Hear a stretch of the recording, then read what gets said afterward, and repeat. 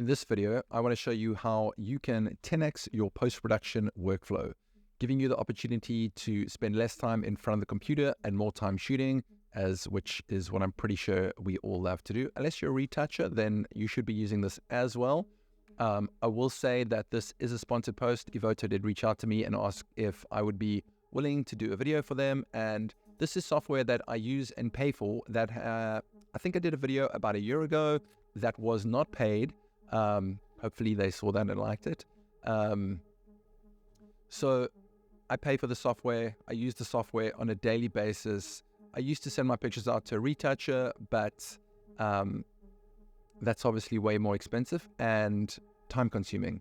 For example, I'd have to get my selects back from the client, send it off to the retoucher, at least book it in if that was possible, depending on her schedule, and then wait days, if not weeks, in order for her to send the files back to me, which I'd have to then send on to my clients. So that is quite a tedious process.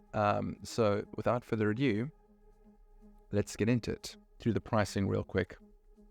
As you can see, it is ridiculously cheap. I mean, 14 cents, I think, converted to any currency is still way cheaper than what it would cost you if you were to retouch by hand, purely on a how long it would take you in terms of minutes or hours per image, or if you were to send it away. I'm pretty sure that's going to cost you way more than 14 cents. And they have just released a annual subscription plan. I don't use that. I buy this one for $169, but as you can see, it's basically 50% off if you bought the annual subscription, and you would get 3,600 credits or 1,600 credits. I mean, I think 1,600 is pretty good to start with. I buy the 1,200 credits.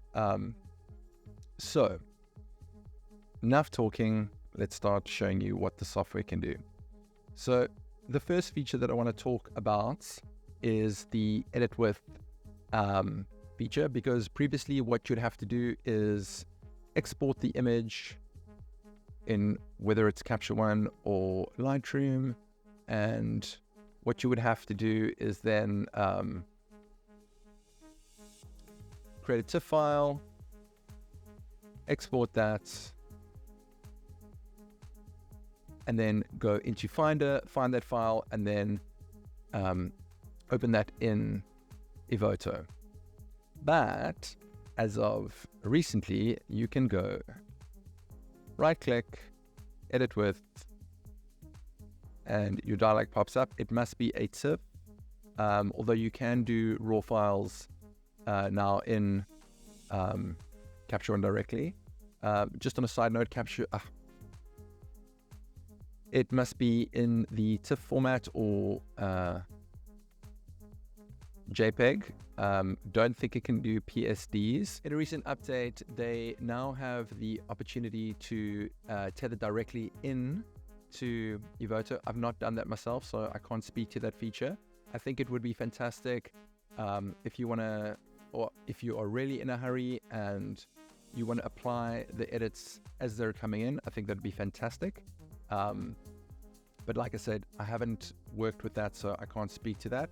So let's stay with the program, and if we click on edit variants, it's going to jump straight into Evoto. So there is our picture, and we can start with this picture. One of the new features, so this is something that I often do in studio, is that I shoot off the background, because sometimes my client would like a horizontal image, and yes, while you can extend the background in Photoshop, I will say that shooting horizontally using the lens in a horizontal axis will definitely give you a different result than if you used it in a portrait mode. Obviously, the stretch versus the stretch is going to influence how you see your subject. So if you go into the background adjustment, so I did clean the floor, I did paint my curve, so you can see there but it is not perfect. So the first thing that you can do is clean the backdrop. And I mean, one click and it is done. But this is the beautiful new update that is just an absolute, and I dare say it, game changer. Boom. I mean, that's insane. Honestly, I did not think it would be that good, but this is pretty much perfect, guys. You can hardly see where, I mean, maybe there's a slight line there, but I don't know. So that is absolutely fantastic, and that is a feature that I'm super stoked for. What they do have now as well is that you can separate the background and the ground, and then only edit either the background or the ground. So you can remove distractions or no distractions. Obviously, we want to remove our distractions. If we clicked on no distractions, it would leave that back in. Obviously, we want to remove the distractions. Yeah. Onto the background changer. Again, I don't think there's much new here other than maybe some new backdrops. But that is not something that I use on a day-to-day basis. Let's go into our next picture. And this, for me, again, huge pet peeve. I don't know if it's something you guys feel as strongly about it as I do, is the flyaway hairs. And often hair and makeup artists are jumping in and having to either spray down or brush down the flyaways. But now, with one of the new updates, you can just go into the hair, and there is a beautiful slider that says remove stray hairs, and boom, just like that. So you can increase or decrease the opacity. You can see it is pretty strong. So even at 8%,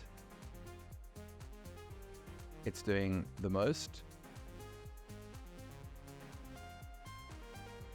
So I mean, that is pretty drastic. Obviously, if you crank it all the way up. And I mean, to me, that looks super natural. There is this section over here, but I mean, I don't know if that's classified as a stray hair. And you can see at the back of here, it didn't do the best job, but it certainly did a good enough job. I mean, that would have taken untold hours to do. Even with AI generative fill, it's still going to take you a fair amount of time. The other amazing thing is that, let's say, for example, you like the hairs in front of a face. So there is within figure outlines or beyond figure outlines. So if we say within, it's going to leave the hairs in the hairline. And if we swap that around, it's going to keep the hair at the back and take the hair off the face. So you do have that option. White hair blackening, if you have a client who forgot to do their roots. Yeah, it's not going to work for a girl with blonde hair, but if there was a client with black hair, obviously that would really help. Okay, so moving on to our next picture. And I mean, this isn't a big deal, but it is, I think, super cool. Is if you go into the crop feature and you have the opportunity now to go AI horizontal correction, and just one click, it's going to straighten up your horizon. So that is really nice. I often not deliberately shoot at a Dutch angle and then have to sort of come back in and redo those pictures. Moving on to our next picture. And again, I think let's start with the distraction removal. And I mean, that's fantastic because I really like to have the polyboard really close in.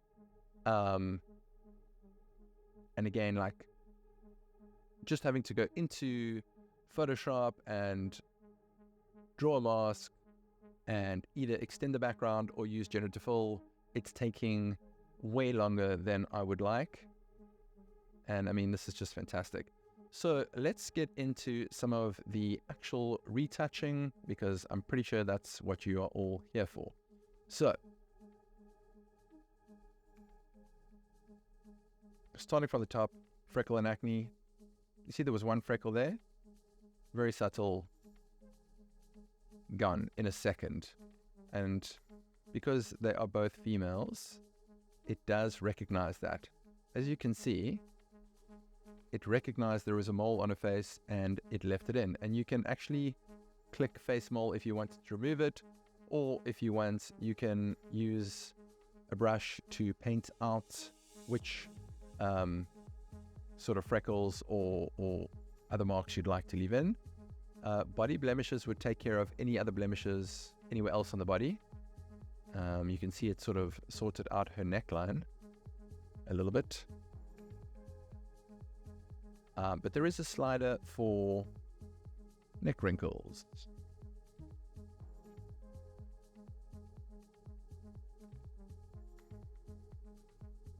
So that's doing a fantastic job there. I mean, here again, we could do a hair cleanup. Oh, another one of my favorites while we're here, the double chin. Even if you don't have a double chin, I like to do that because it really cleans up, any reflection. These guys are wearing black, so not so much a reflection. But often if somebody's wearing a white shirt, there is a bit of a kick underneath the jawline, which I'm not a huge fan of. One fantastic new adjustment under this tab. Sorry, before we go into that, let's just do this properly. Let's go eye wrinkles, dark circles. They've got a new little section here that's for eye bags. That these ladies do not have any eye bags, but that would really help when there is some very heavy sort of skin folds under the eyes. This is actually quite nice. Lip wrinkles and flakes.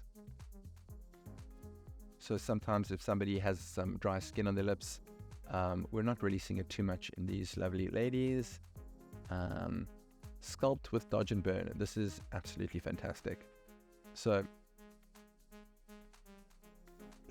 let's reset everything and just see what the sculpt with dodge and burn does, because this is such a great tool.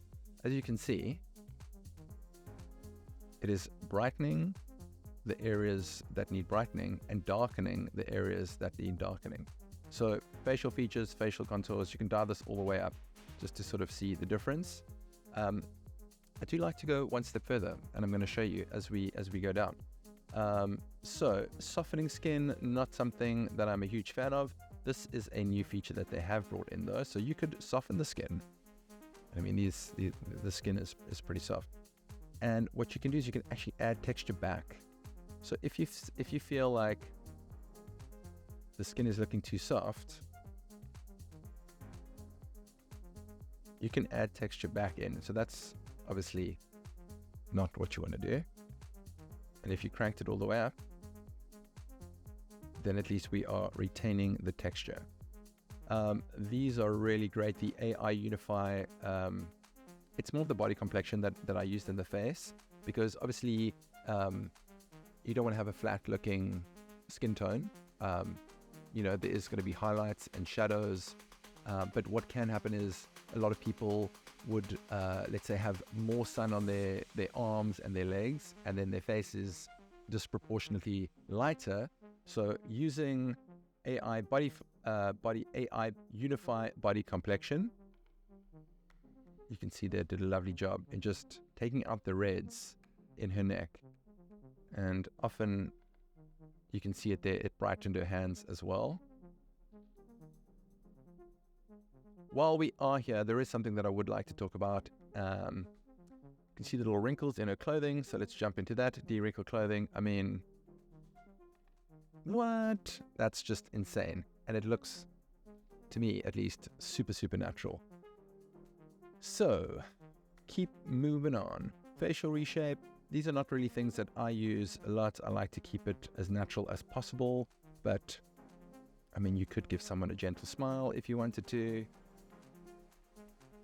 And the smile generation, I don't actually know what that does. Oh, it's actually,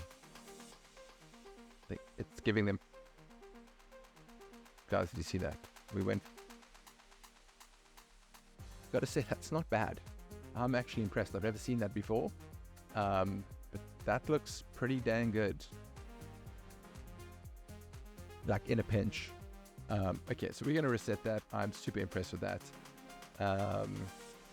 Oh, this is another absolute win for me. I know it's subtle, removing red veins. You can see in her eye there, we have some red veins. Let's just,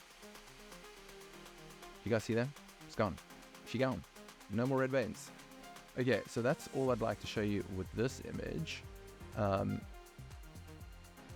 Don't know if there was glasses glare. This is hard to retouch. I'm not gonna lie. Let's just see what happens. Guys, I mean, if not for that alone, glasses glare, hair, background distractions, that's pretty much everything. I mean, sorry, battery died on the camera. So, like I said, if not for that alone, the glasses glare, I mean, hair removal, or should I say, flyaway hair removal. Where is that? Oh, so there is actually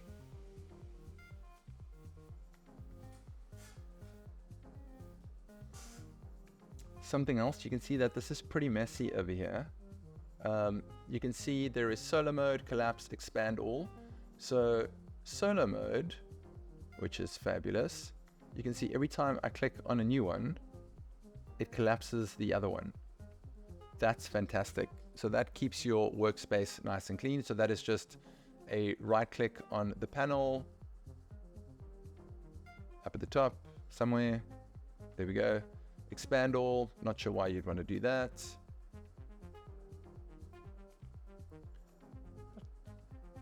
There we go. Oh, solo mode. Boom. So lovely, lovely, lovely, lovely. Okay, so back into hair. You could change the color of the hair. This is also pretty new. Again, I don't think I would do this. I think it would be if you know, somebody had dyed their hair this color and maybe it wasn't looking so fantastic. That is probably what I would use it for, but not really for my use case. Stray hairs, big one. Gone. Push it really hard. So not the best job, but I don't know anyone who've used the images at 500%. I mean, if we go to 100%, that's pretty fantastic. I'm happy with that, guys. Oh, I mean, look at this. I really don't like painting the curve. Could make a movie about that, painting the curve. Okay, so clean backdrop. This feature only works with solid backdrops with distractions detected. So this is a solid backdrop. Distractions, I don't think it made much of a difference. Color banding, yeah, that looks, I mean, I don't even know how it does that in such a quick time. Okay, so that pretty much is it for that section. Let's creep. Okay, so full body AI reshape. I mean, I guess you could use this just a little bit. Not really something that I use at all. But yeah. So that brings me to the end of my review of the updates in Evoto. If there's something I missed, I'd love to hear from you. If you like the video, please leave a comment in the section below. Don't forget to subscribe, ring that bell for notifications. Not going to come super soon. I'm not as active on YouTube as I would like to be, but it is good to be back making a video. So would love to hear your comments and thoughts, and we'll see you in the next video.